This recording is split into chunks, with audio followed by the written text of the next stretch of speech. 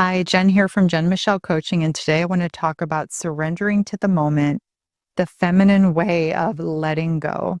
For those of you new to my channel, I would love to invite you to subscribe. I release a video weekly. Number one, so letting go and trusting is sometimes very, very scary. It can feel like you are just jumping off of a very tall structure and really not knowing if you were going to be caught. And so, how do we actually just let go and trust that things will fall into place, that we do not have to circumvent every possibility, and that we can feel held and safe in these ways? Often this relates to what our body's holding, right? Because so often we will have traumas, whether they're micro traumas or major events that we've gone through that we pull from to inform the present moment. So if there's anything that's remotely familiar to that unprocessed trauma,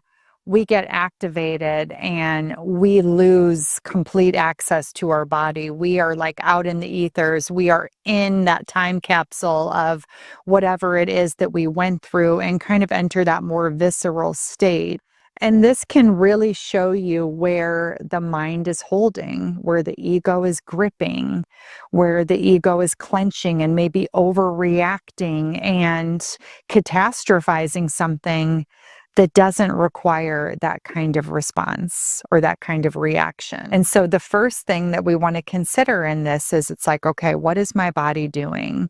For example, like let's say you got really activated or a trigger came up for you and you start to notice that like you're clenching your fists or your jaw's really tight, your shoulders. Begin to loosen the body, because then when you begin to open that fist up, it's like, okay, like I'm letting the blood flow, right? Things are circulating. What's opening up from here? But we want to be in attunement to what the body's doing. We want to have that awareness, because when we are clenching and contracting and holding, we are really sourcing from past experiences, the memory bank, either experiences we've directly had or things we've been told. And we're not opening up to the wisdom of the body, to the present moment, and that openness to experience something new or to be informed of something new. And so, really being in your body is critical to begin to let go and trust. Because when we pull from the past or we pull from the information center, it's limited. We can't see the vast possibilities of what could happen if we let go and trust and allow ourselves to open up to that surprise. Number two, this will require us to ride the waves without stepping in and fixing. So this means, where can I just like leave the mess on the floor? Where can it just be a total mess and I leave it without stepping in? And where am I being asked to like feel something hard, ride this wave and get underneath it versus scratch the itch? So those of you who have more anxious attachment tendencies may relate to this. Same with, avoidant as well, where it's like, okay, if I call him, I'll feel better, right? I'll feel better. If I initiate this or if I tell him this, I'll feel better.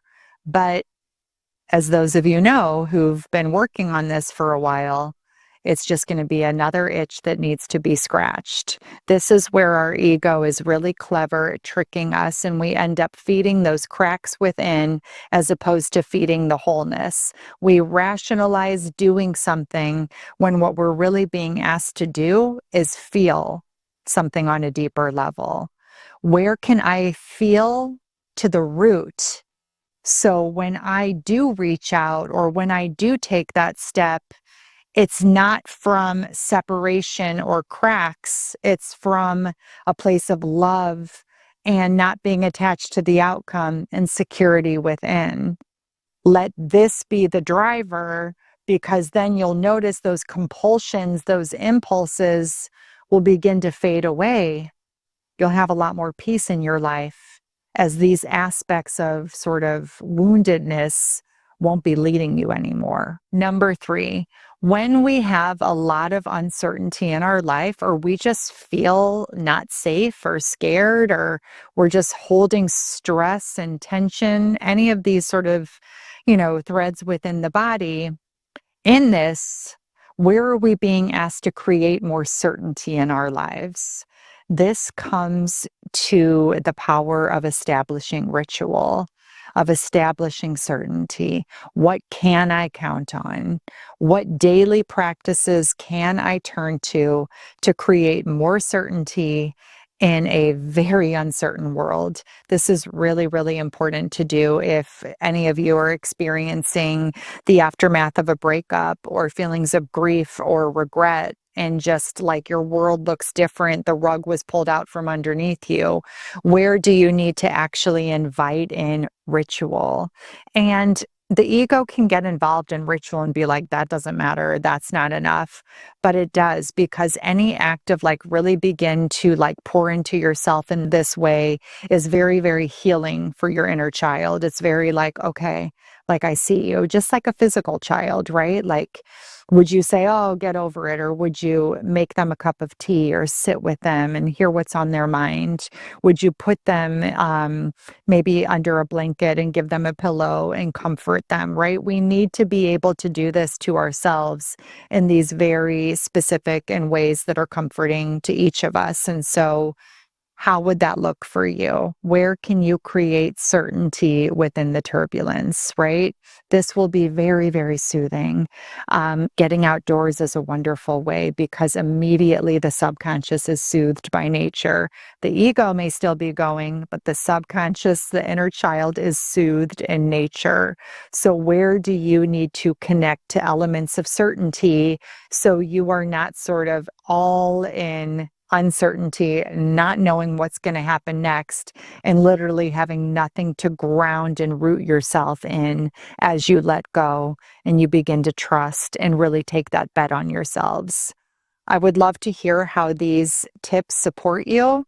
I am going to be opening up my Surrendered Woman membership for a brief period. This is a beautiful space filled with a community of women over the last 4 years that I have held, where we have bi-weekly calls. We have a library of videos that include our calls, somatic practices, meditations.